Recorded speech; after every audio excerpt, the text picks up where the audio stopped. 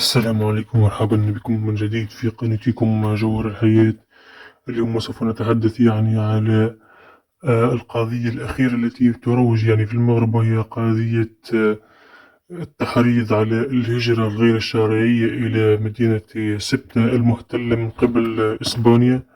العديد يعرف بأن الحدود المغربية الإسبانية الآن في حالة توتر، وفي حالة احتجاج من الجانب الإسباني على طريقة تعامل القوات المسلحة المغربية على الحدود المغربية الإسبانية بمدينة سبتة ومليليا، وبمدن العديد مثل الفنيدق والمدن المجاورة لتلك الحدود. تدخل ملكي قريب، تدخل الملك محمد السادس الذي يأمر ب أخذ الانتباه تطور الأحداث. الملك محمد السادس اليوم كذلك يأمر رئيس الحكومة اللي هو خنوش، وهو رئيس حكومة المغرب لديه مدة. الخنوش الآن في حالة هذيان الحكومة المغربية تقريبا، وعلى رأسهم رئيس الحكومة خنوش الذي اليوم يحكم المغرب، وهو من كان السبب في ترفيع الأسعار وفي غلاء المعيشة في المغرب. تقريبا هذه الأحداث قد تضرب الحكومة، وقد يقع تغيير رئيس الحكومة المغربية وهو عزة خنوش.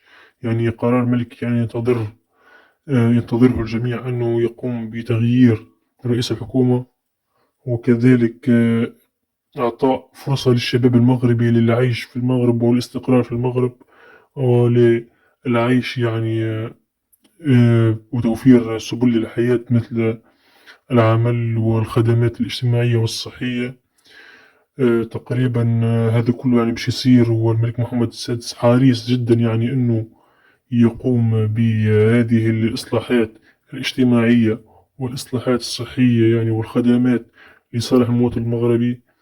لكن نتمنى أنه الشباب المغربي كذلك يكون شباب واعي، ويكون شباب مثقف، ويعرف كيف يتعامل مع هذه الظروف، ومع هذه الحالة التي نعتبرها حالة تشجيع الشباب، وحالة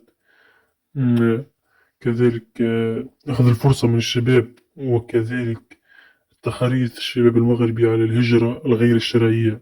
أنا دائما أقول في فيديوهاتي السابقة أنه الشباب المغربي يستطيع الهجرة الشرعية إلى أوروبا، أمر سهل جدا. وهناك اتفاقات بين الحكومة المغربية والحكومة الإسبانية لتوفير مواطن شغل في إسبانيا، الوظائف الشاغرة في إسبانيا مثل في مجال الصحة ومجال البناء تتطلب يد عاملة. تقريبا يد العاملة المغربية سوف تكون هي الأمثل لذلك، ولاتفاقات الهجرة. كذلك اتفاقيات بين المغرب وألمانيا في مجالات العمل، وفي مجالات جذب اليد العاملة المغربية. الكفاءة تقريبا المغرب كلها كفاءات، عالمنا العربي تقريبا مليء بالكفاءات. يستحق أن يكون في أوروبا وفي كندا وفي أمريكا.